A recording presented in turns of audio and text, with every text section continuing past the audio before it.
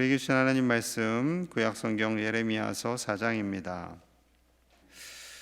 오늘 본문에는 유다 백성들을 향한 하나님의 안타까운 마음, 그들을 향한 그 하나님의 사랑의 마음이 그대로 잘 나타나 있습니다. 1절과 2절 제가 읽겠습니다. 1절 2절입니다.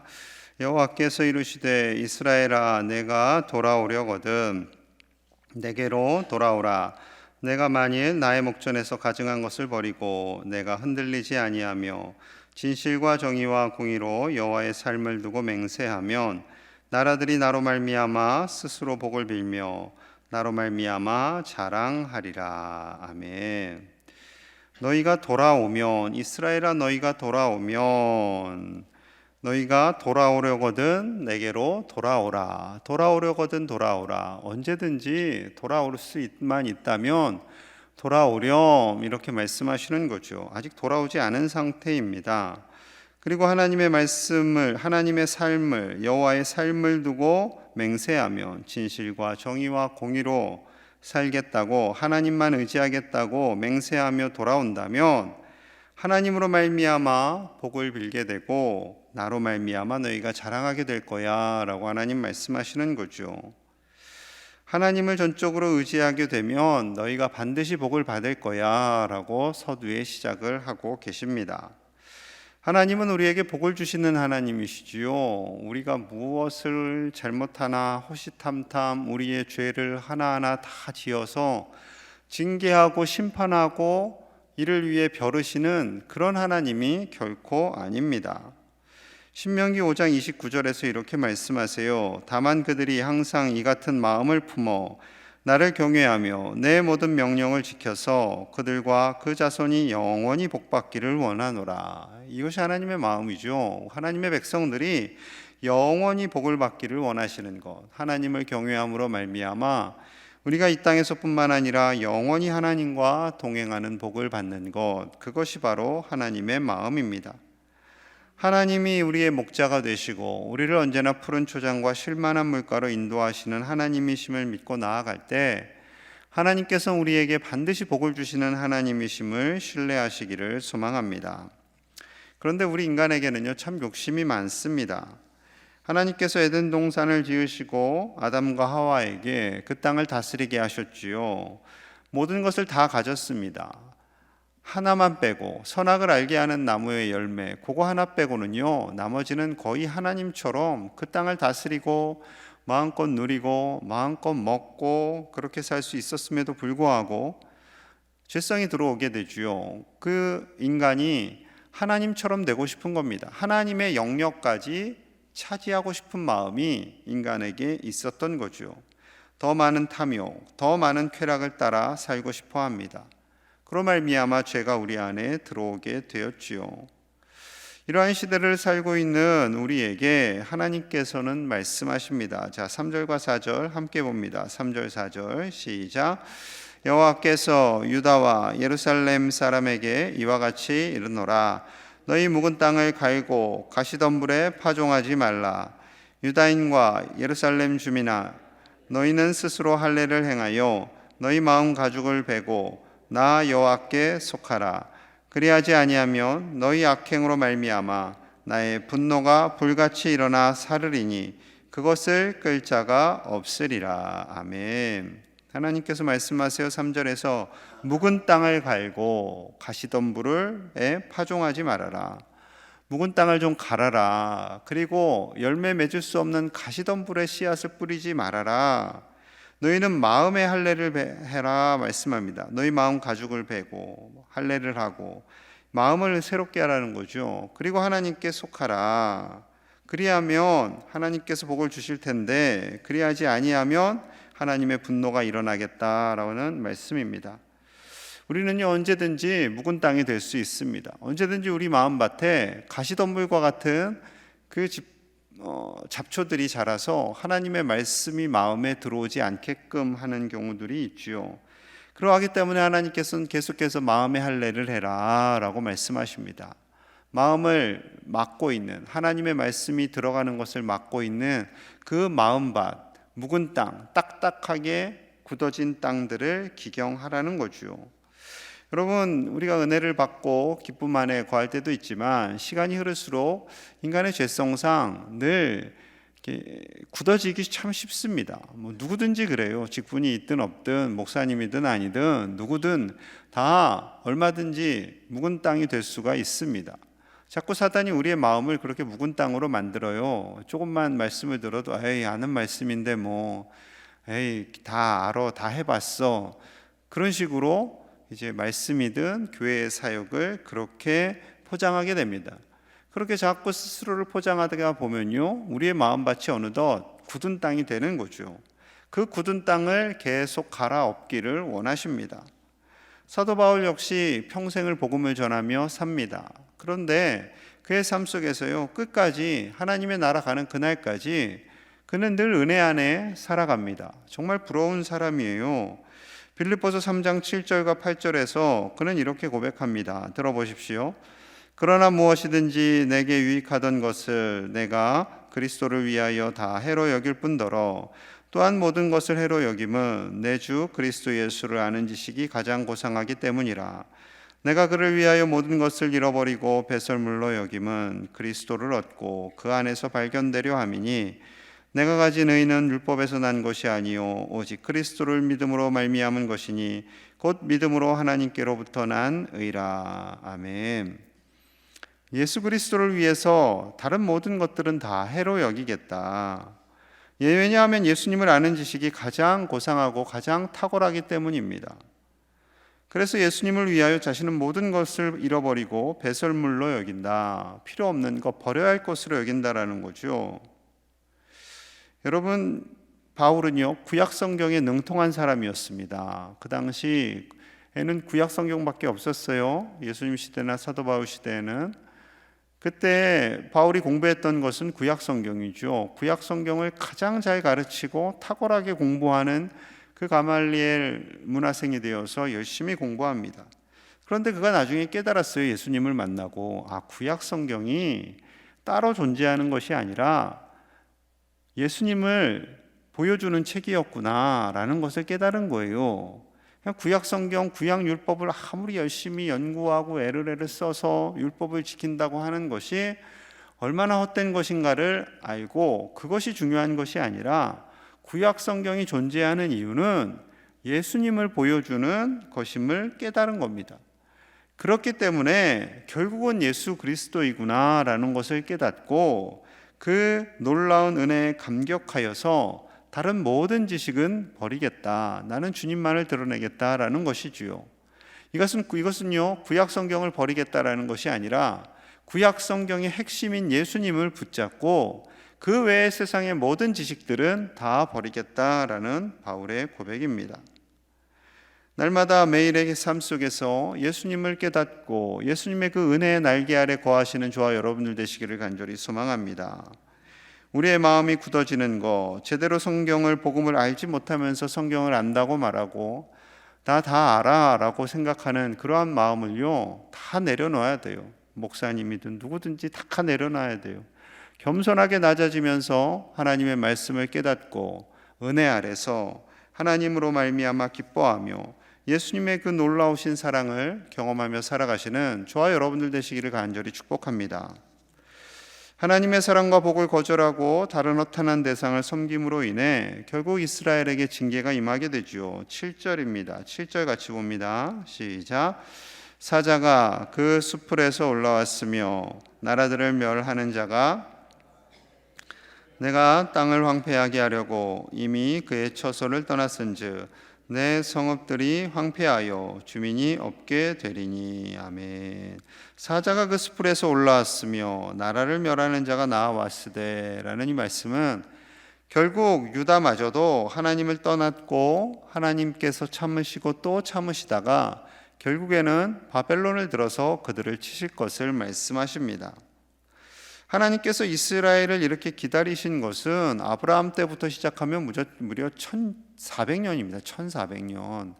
하나님께서 잠깐 참으시고 이렇게 바벨론을 들어서 아수르를 들어서 심판하시는 것이 아니라 무려 1000년 이상 참으시는 거예요. 1000년 이상 참으시고 그리고 그들을 징계하시는 거죠. 하나님께서 그냥 덮어놓고 징계하신 것도 아니에요. 선지자들을 계속 보내셨고 깨닫게 하셨고 선포하셨고, 그럼에도 불구하고 그들이 듣지 않았습니다. 듣지 않았어요. 자, 그렇다면 하나님의 마음은 그래, 나는 심판을 정했으니까 그대로 간다, 그러실까요? 그렇지 않습니다. 14절 보면요, 14절 제가 읽을게요. 예루살렘아, 내 마음의 악을 씻어버리라. 그리하면 구원을 얻으리라. 내 악한 생각이 내 속에 얼마나 오래 머물겠느냐. 자, 내 마음의 악을 씻어버리라. 그리하면 구원을 얻으리라. 하나님은요, 심판을 말씀하시지만 구원을 결코 포기하시지 않습니다. 하나님의 마음은, 하나님의 궁극적인 생각은 구원을 얻는 거예요. 아무리 죄악을 짓고 하나님께서 심판하시겠다라고 말씀하시지만 그들이 그 악을 털어버리고 돌아오면 용서해 주시는 거예요.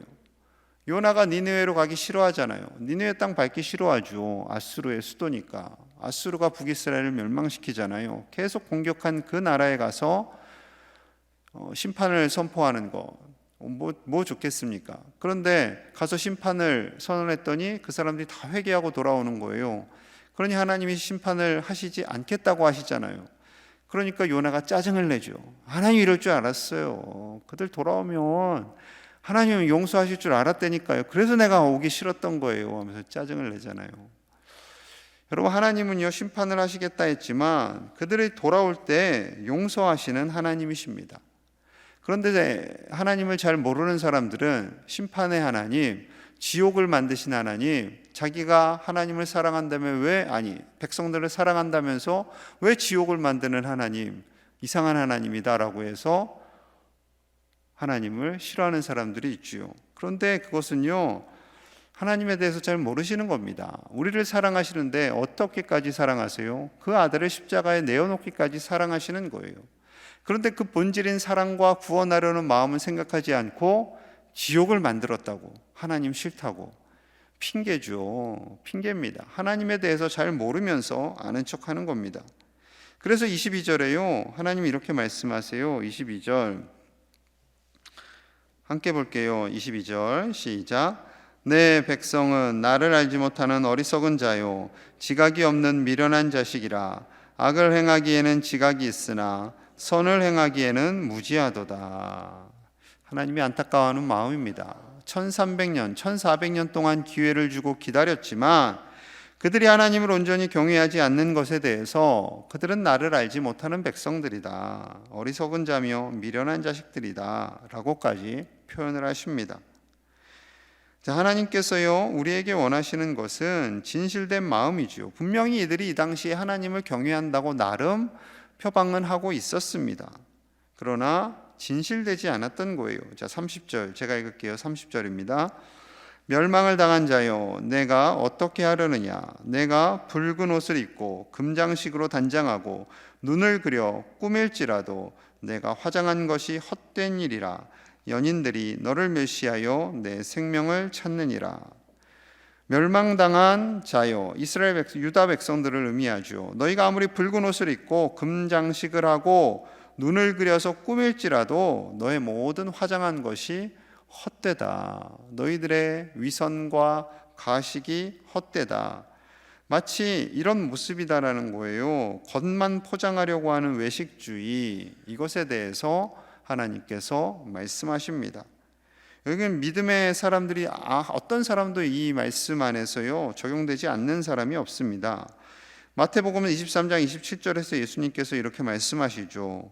화 있을진저 외식하는 서기관들과 바리새인들이여, 회칠한 무덤 같으니 겉으로는 아름답게 보이나 그 안에는 죽은 사람의 뼈와 모든 더러운 것이 가득하도다. 서기관들과 바리새인들을 향해서 말씀하세요. 그 당시에 가장 지도층이었고 신앙생활을 잘한다는 사람들이었고 일주일에 2번 금식하고 안식일을 잘 지킨다는 사람들, 그 사람들을 향해서요 예수님이 야, 이 회칠한 무덤 같은 인간들아, 너희들은 겉만 아름답게 보이지 속은 죽은 사람의 뼈와 모든 더러운 것이 가득해 라고 하시는 거예요. 와, 이 말을 들은 그 사람들 얼마나 마음이 상했을까요? 극단적으로 적용한다면요, 목사님들에게, 장로님들에게 이렇게 말씀하시는 거예요, 예수님이. 그러면 그 말을 들은 우리 목사님들, 장로님들은 반응이 어떨까요? 노회에서, 총회에서 반응이 어떨까요? 아마 예수님을 살려두지 않을 겁니다. 그런 거죠. 여러분, 우리는요 정말 헛된 것 내려놔야 됩니다. 모든 기득권도 내려놔야 되고요, 자존심도 내려놔야 되고요, 오직 진실한 마음으로, 겸손한 마음으로 주님을 바라봐야 할 줄로 믿습니다. 오직 주님만 바라보며, 오직 진실한 믿음, 오직 주님만으로 인해 기뻐하며 주님 한 분만으로 만족하는 진실된 믿음으로 살아가시는 우리 믿음의 백성들 다 되시기를 간절히 소망합니다. 이 새벽에서 나와서 기도하시는 우리 믿음의 선배님들, 모든 그리스도인들이 우리 이 시간에 이렇게 이 잠을 안 자고 나오시는 여러분들만 같으면 한국교회가 다시 변화될 것 같은데, 그렇게 되기를 간절히 소망하시면서 기도하시기를 축복합니다. 우리 교우들 지금 코로나로 인해서 어떻게 지내는지 모르겠어요. 목사님들한테 보고는 받긴 하는데, 제가 1000명 되는 식구들한테 다 일일이 전화를 신방할 수는 없잖아요. 마음 같아서는 하고 싶은데 지금 그들의 영적 상태가 어떤지, 어떻게 흔들리고 있지는 않는지, 부목사님들만 이제 제가 닥달하는 거죠. 어떻게 되고 있냐. 저도 급한 분들에게는 전화 신방을 하기는 하지만, 여러분, 이 시대를 살아가면서 믿음이 흔들리지 않도록 정말로 기도하고, 우리 자신뿐만 아니라 우리 교우들을 위해서 함께 기도해 주시기를 소망합니다. 특별히 구역장님들을 위해서 많이 기도해 주시고요, 구역장님들이 견고히 서야, 이 가장 작은 조직이잖아요. 구역장님들이 견고히 서야 구역원들이 살고, 그리고 구역원들이 살아야 우리 교회가 든든히 살 수 있습니다. 피상적인 믿음이 아니라, 겉핥기식의 믿음이 아니라 정말로 우리의 중심이 견고한 믿음이 될 수 있도록 우리 함께 구역장님들과 우리 모든 교우들, 교역자들을 위해서 함께 기도하시는 이 새벽이 되기를 간절히 축복합니다. 기도하겠습니다. 우리의 믿음이 흔들리지 않고, 외식적으로 되지 않고, 굳은 땅이 되지 않고, 오직 하나님이 기뻐하시는 진실된 믿음으로 사는 우리가 되기를 원합니다. 우리의 속사람이 변화되게 하여 주시옵소서. 우리의 은혜가 그저 지식적인 은혜가 되지 않게 하여 주시옵소서. 하나님을 만나고 또 만나기를 사모하는 매일의 삶이 되기를 원합니다. 하나님 한 분만으로 만족하며 하나님만을 자랑하며 예수 그리스도라는 지식이 가장 고상함을 바울과 같이 자랑하며 살아가는 우리가 되게 하여 주시옵소서. 묵은 땅을 갈고 가시덤불에 파종하지 않게 하여 주시옵소서. 우리 모든 구역장님들 하나님 지켜주시고 구역 식구들을 챙기고 섬김에 부족함이 없게 하여 주시옵소서. 우리 교우들이 이 코로나 시대에 어떻게 해서든 흔들리지 않는 믿음으로 견고히 설 수 있도록 우리 교우들을 위해서 함께 간절히 기도하겠습니다. 하나님 아버지, 감사합니다. 하나님께서 사랑하시는 우리 교우들 늘 붙잡아 주시고 함께 하시는 줄로 믿습니다. 성령 하나님께서 동행하시는 줄로 믿습니다. 성령 하나님께서 책임져 주실 줄로 믿습니다. 하나님의 은혜로 살아가기를 원합니다. 우리를 구원하신 그 놀라우신 사랑, 그 놀라운 은혜만을 전하며 사는 우리가 되게 하여 주시옵소서. 하나님께서 지키시고 책임져 주실 줄로 믿습니다. 하나님, 우리의 마음이 늘 굳어지려 하고 우리의 믿음이 흔들리려 할 때 하나님께서 함께 하여 주시옵소서. 세상의 지식과 세상의 쾌락과 세상의 것으로 만족하며 즐거워하지 않게 하시고, 오직 하나님으로 인해, 오직 예수님으로 인해 즐거워하며 기뻐하는 우리가 되게 하여 주시옵소서. 아버지, 코로나 시대에 우리의 믿음이 흔들리지 않기를 원합니다. 교역자들의 믿음을 굳세게 하여 주시고 교회를 섬김에 부족함이 없게 하시며, 모든 장로님들과 안수입사님들, 권사님들의 믿음을 굳건하게 하여 주시옵소서. 아버지여, 우리의 믿음이 편한 것에, 편리해지는 것에 익숙해지지 않게 하시고, 아버지여, 늘 헌신하며 기뻐하며 즐거워하며 교회를 섬기며 때로는 우리의 몸과 마음을 쳐서 복종시키는 주의 백성들 되게 하여 주시옵소서. 아버지여, 믿음이 연약한 자들이 굳건히 서기를 원합니다. 우리 구역장님들을 붙잡아 주시고 저들의 삶 속에 정말로 구역 식구들을 섬기며 헌신하며, 아버지, 한 영혼을 위해 간절히 기도하며 전화하며 신방하며 하나님의 마음을 들고 나아가는 작은 예수님과 같은 자들이 되게 하여 주시옵소서. 구역장님들 한 분 한 분 세우셨사오니 하나님께서 힘주시고 절망하지 않게 하시고 낙심하지 않게 하시고, 하나님께서 붙잡아 주시옵소서. 하나님, 전적으로 주님 안에 나아가기를 원합니다. 우리 제일의 가족들과 한국교회를 불쌍히 여겨주시고 한국교회가 새로워지게 하시며 더 겸손히 주님만을 찾고 찾을 수 있도록 아버지와 함께하여 주시옵소서. 헛된 곳에 마음 쓰지 않게 하여 주옵소서.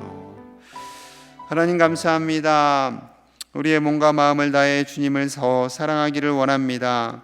우리의 속사람이 묵은 땅이 되지 않게 하여 주시옵소서.